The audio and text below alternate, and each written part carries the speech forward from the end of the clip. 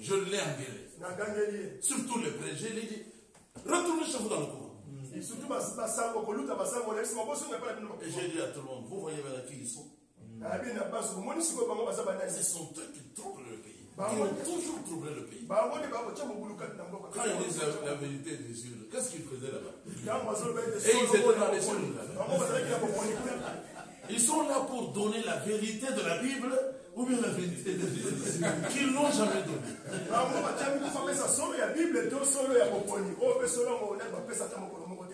Allez, les gens de réveil Moukouna m'ont suivi aussi là. Ils ont eu le courage. On peut attaquer les prêtres. Il est sorti aussi, il les a attaqués, il a dit l'autre. Chaud les chauds. Quand on l'a eu. Je dis qu'on est traite comme ça. Et puis hop, ça sort les coquilles.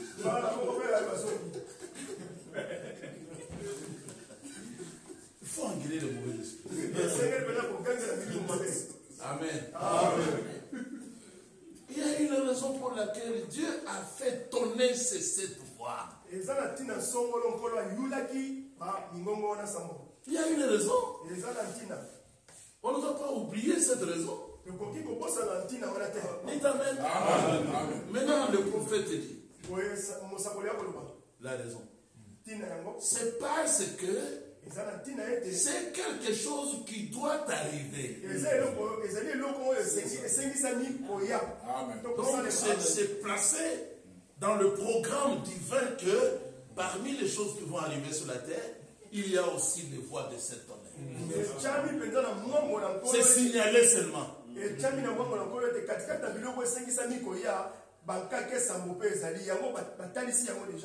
C'est seulement la présentation du plan. Vous voyez, nous voyons que Christ, l'agneau, a pris le livre dans sa main.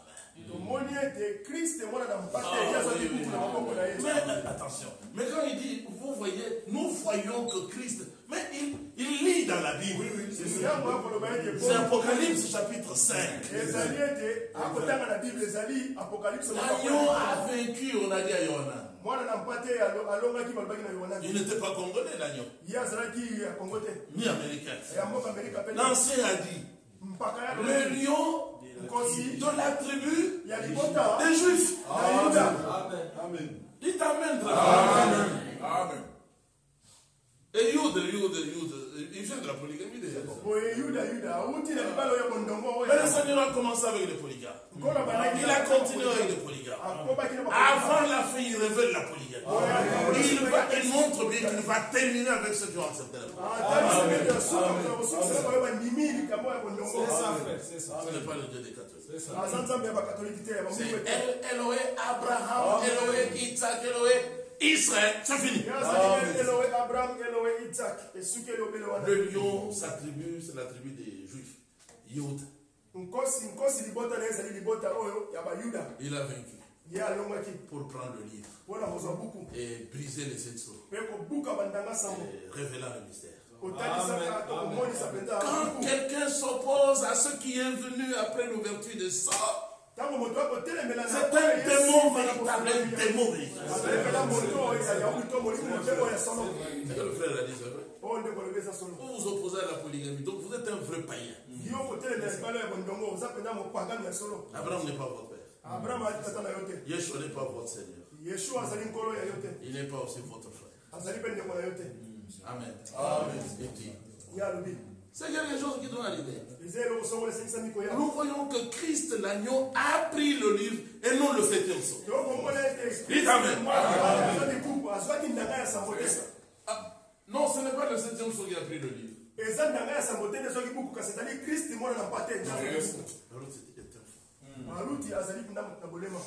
Dieu aussi c'est un fou. C'est vrai. Est-ce que vous avez l'habitude de voir les fous qui mangent ensemble? Vous les avez vraiment des amis, même dans le naturel.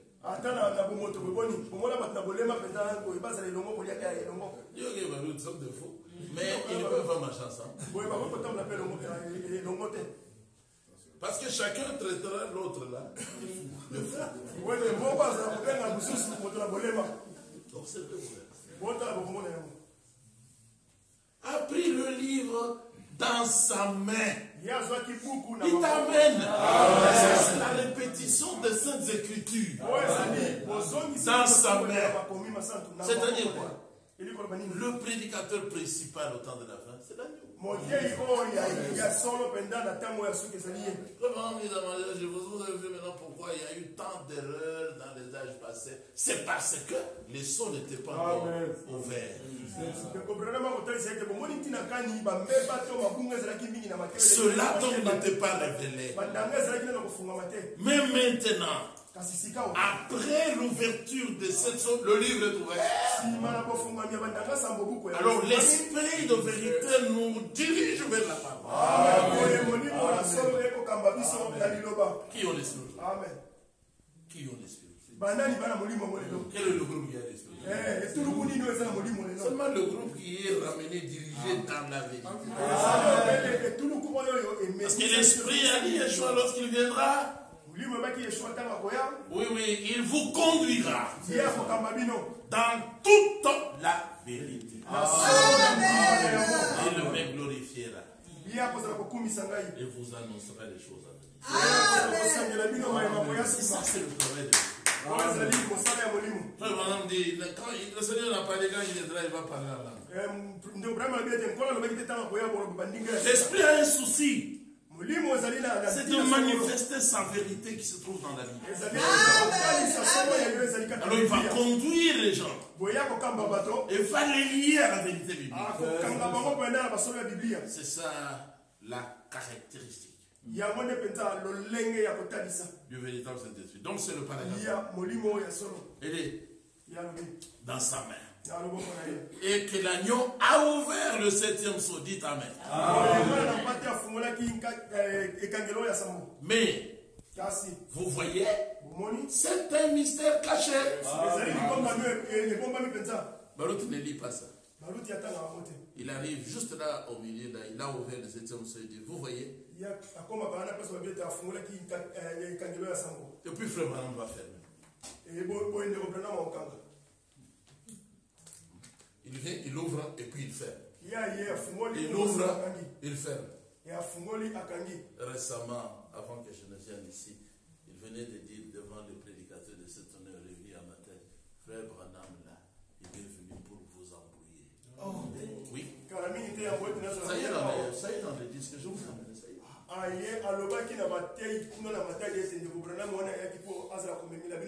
Pourquoi?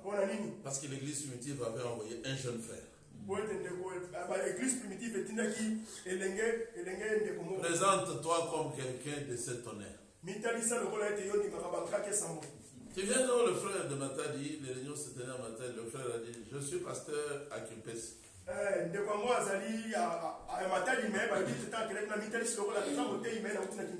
De quel groupe? Il a dit rouge-gauche tabernacle. On l'a payé. Mais quand il a posé la première question, il y a une minute de tout.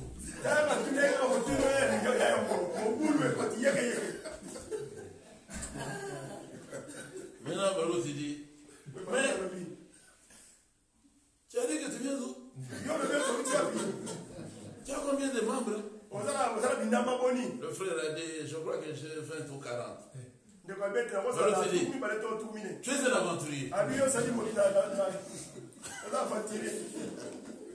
Moi j'ai 25 000 personnes. Mais est-ce que tu les as eu le même jour? Ou bien on commence l'assemblée avec 20 000 personnes. Maintenant c'est au frère qui disait, mais Branham est venu pour vous embrouiller. Parce qu'il a ouvert, il a fermé. Il a ouvert, il a fermé. C'est ce que nous disons ici. Le Seigneur les a rendus aveugles. Frère Branham, c'est là où il dit, mais vous voyez, c'est un mystère caché. Personne ne le connaît. Mais nous te disons, mais nous connaissons ce mystère. Aucun homme, à part les nôtres dans la salle, ne pouvait se mettre debout et dire, mais pasteur de doyen ou vous connaissez alors ici, on dit personne ne peut connaître. Mon côté, katikati na batu.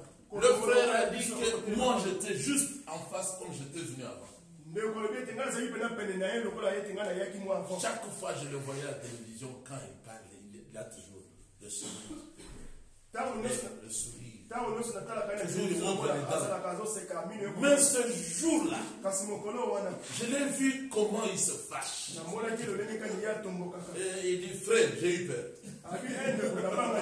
Je me suis dit, il va maintenant tomber sur moi, il m'écrase.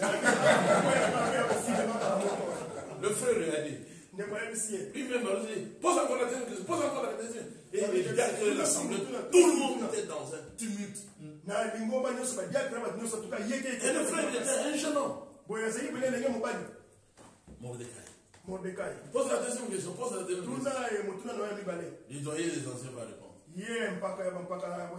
Le frère a dit, vous avez dit que vous avez pris la relève de frère Branham. Mais à ce que je sache, frère Branham a quitté la terre en 65. Mais vous avez dit que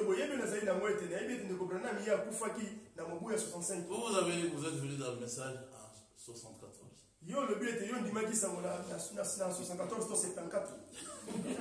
Mais le temps là. Le Seigneur n'avait pas un témoin sur la terre. C'est ça la deuxième question. C'est là qu'on a eu le broyer. Le broyer vraiment. Il s'est fâché. Les diacres sont venus pour tirer les frères. C'était grave. C'était grave. Et Baruch a commencé maintenant à menacer les frères. Moi je suis le doyen des anciens. Moi j'ai pris la relève. Si tu ne me crois pas, tu vas mourir. C'est ça qu'il dit aujourd'hui. Si tu ne me crois pas, tu vas aller en enfer. Ou bien tu crois, bien tu ne crois pas. C'est tout. Il faut croire maintenant de force. Même si tu n'as pas compris. Mais nous ne pouvons pas suivre ça. Qui avait pris la relève de William Branham? Il faut dire, c'est Eva.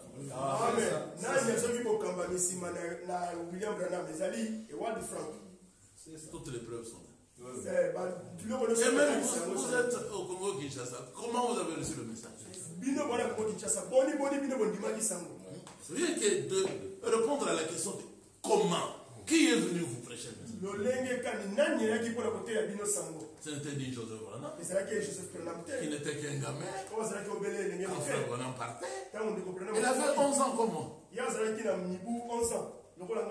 Mais William Branham a pris le message, a remis entre les mains de frère Franck. En le corrigeant même, frère Franck, tu as mal compris ce que le Seigneur t'a dit.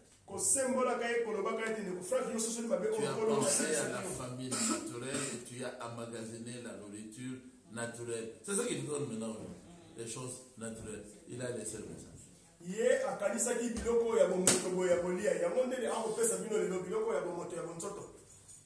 Et cela concorde parfaitement avec ce que Yeshua a dit, que personne ne saurait quand il vient, et tous n'allaient pas connaître son mystère de cet honneur non plus.